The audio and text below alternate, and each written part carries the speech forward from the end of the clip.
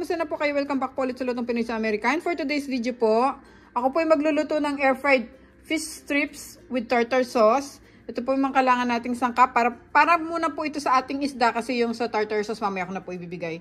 Meron po ako ditong 2 balot ng swai fillet. Pwede po kayong gumamit ng kahit anong fillet na isda ang gusto nyo. Kagaya po ng tilapia, yung dory, or catfish. Pwede rin po yun. Tapos po, meron po tayo ditong all-purpose flour, breadcrumbs, 1 egg. Ang pagsisison po natin sa ating isda, yung ating pong black ground pepper, garlic powder, lemon pepper, seasoning salt, at saka po yung ating paprika.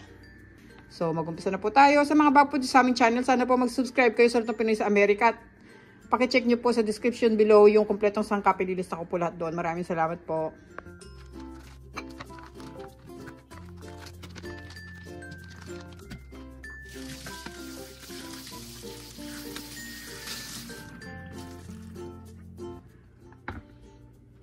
Punasan po natin ng paper towel yung ating mga isda para po mawala yung excess water para ma-dry sila.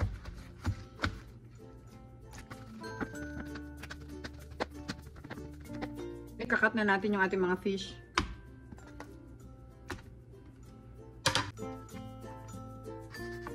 Gawin nating 3 to.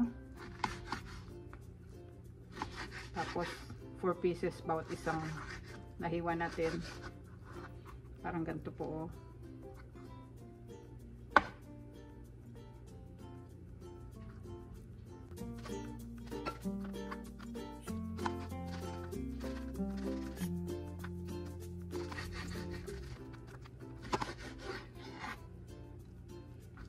Pinahiwa na natin yung ating mga fish. Lagay natin sila dito sa bowl.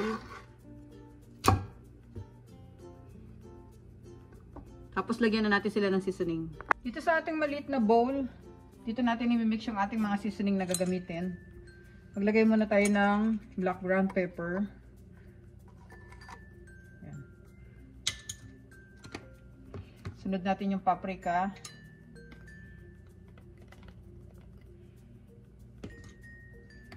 Lemon pepper seasoning salt.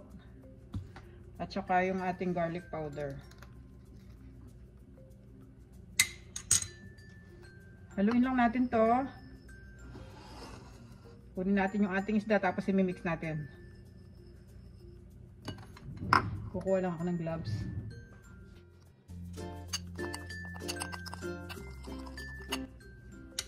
Then buhos natin dito sa ating mga isda.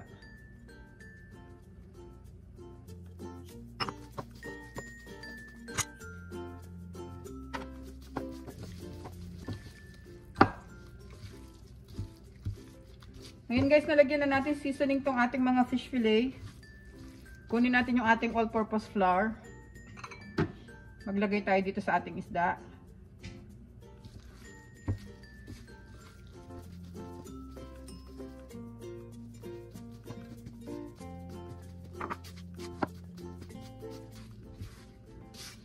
Ngayon, pwede na natin silang i-coat sa ating breadcrumbs at saka sa ating egg. Beat natin yung egg natin. Kung kukulangin tayo ng egg guys, pwede pa tayo magdagdag ng isa. Pero isa muna yung binit ko tapos lagay natin dito sa bowl.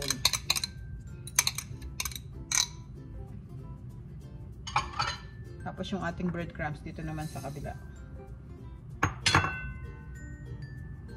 Okay.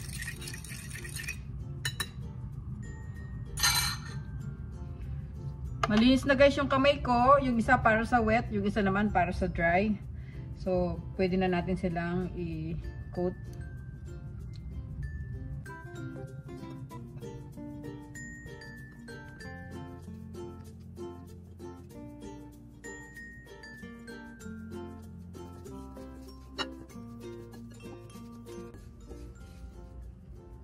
Tapos, lagay natin sila dito sa malinis na plate.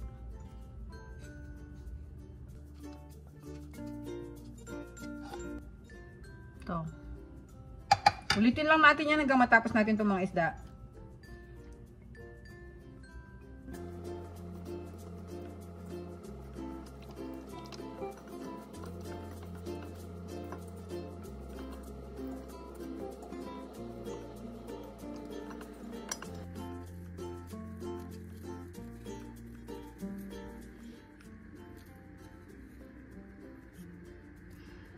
Okay guys, tapos na po sila. Pwede na natin silang ilagay sa ating air fryer. Okay, preheat muna natin yung ating air fryer bago natin sila isalang.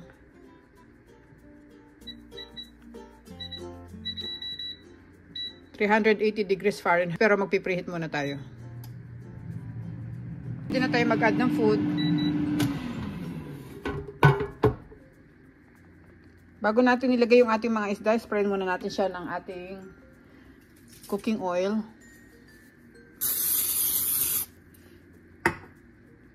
Tapos pwede na natin isalansan yung ating mga fish strips.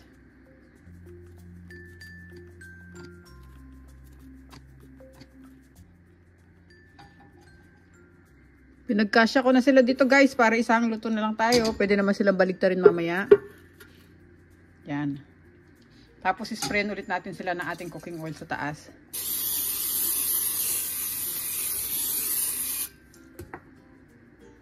Ngayon pwede na natin sila isalang. Bali nasa ano tayo, 12 minutes lang. After 6 minutes babaliktarin natin sila, okay? So, habang hinihintay natin yung ating mga isda, guys, gawin na natin yung ating sauce. Ito yung mga kailangan natin. Meron tayo dyang white sugar. Hindi lang masyado nakikita kasi puti yung ating ginamit na small plate.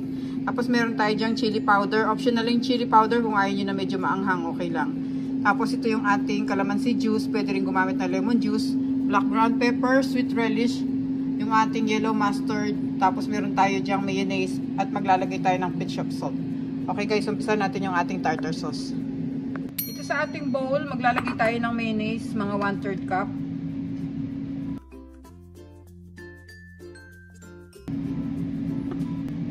Tapos ihalo na natin yung ating calamansi juice. Lagyan na natin ang ating half teaspoon ng mustard.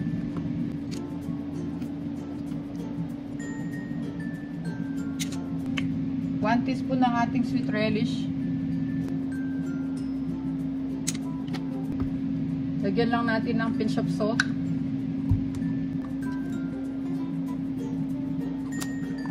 Black ground pepper. Drizzle lang tayo ng konti. Halo na natin tong ating white sugar at saka chili powder.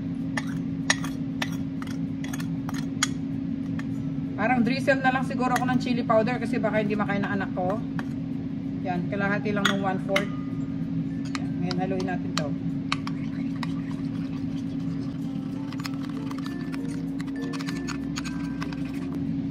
Ito na guys ang ating tartar sauce. Guys, nasa 5 minutes na lang. Baliktarin natin sila. Yan.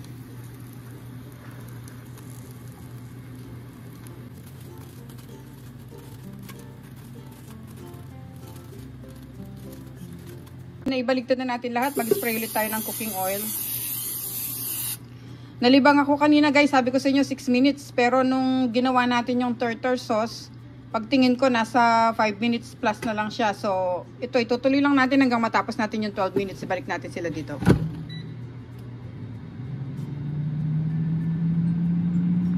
Okay, malapit na silang matapos. Check nga natin. Yan. Oh, ito na po yung ating fish strips dito sa ating air fryer.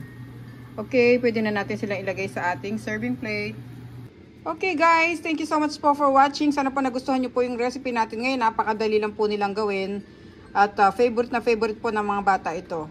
Kasi lalo na healthy sila, hindi natin sila pinirito. Nilagay lang natin sa air fryer. At napakalutong po nito guys. Tingnan nyo, ipapakita ko sa inyo mamaya. Maraming salamat po ulit sa panonood. Sana po nag-enjoy kayo sa ating recipe ngayon na napakadali lang at napakasarap at napaka-healthy pa. Thank you so much po for watching. Sana po mag-subscribe kayo sa Lutong Pinoy sa Amerika. Lalo na kung bago po kayo dito sa aming channel. Pag-check nyo rin po yung other videos namin. Thank you so much guys for our 2,000 plus subscribers. Huwag po kayo magsawa guys at na-appreciate po namin kayo ng sobra-sobra. Maraming salamat po guys. Ingat po tayong lahat. God bless po. Kain na po tayo. Ito na po ang ating recipe for today. Ang atin pong air fried fish strips with tartar sauce. Thank you so much guys. Ingat po tayong lahat. Bukan po natin tong isa. Tingnan nyo po.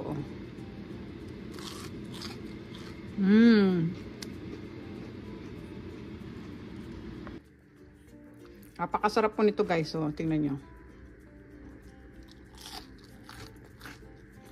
Sobrang crunchy. Salamat po. Ingat po tayong lahat.